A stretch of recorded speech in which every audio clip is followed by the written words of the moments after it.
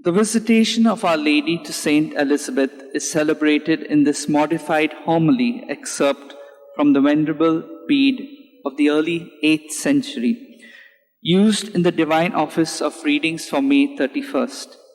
He explains why the Magnificat is used in the Church's prayer. My soul proclaims the greatness of the Lord. With these words, Mary first acknowledges the special gifts she has been given. Then she recalls God's universal favors bestowed unceasingly on the human race. When we devote all our thoughts to the praise and service of the Lord, we proclaim God's greatness. Our observance of God's commands too show that we have God's power and greatness always at heart. Our spirit rejoices in God our Savior and delights in the mere recollection of His Creator, who gives us hope for eternal salvation.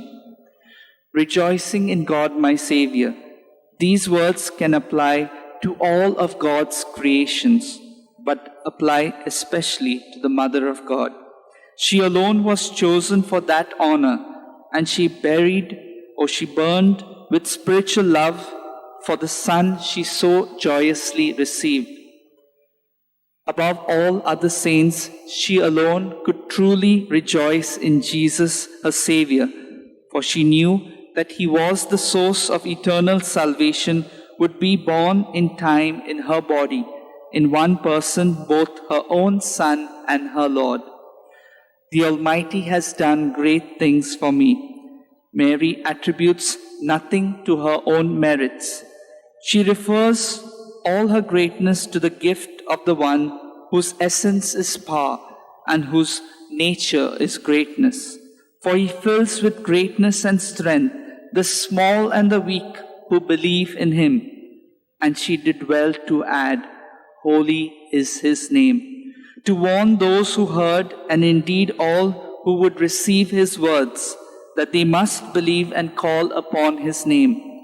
For they too could share in everlasting holiness and true salvation, according to the words of the prophet.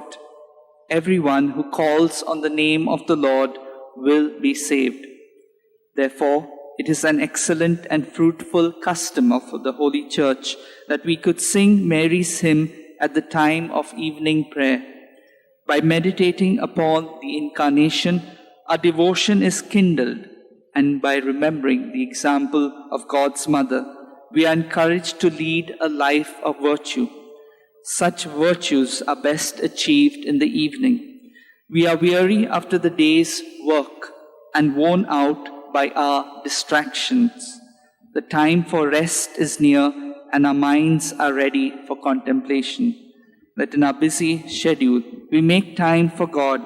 Let's pray for this grace for one another.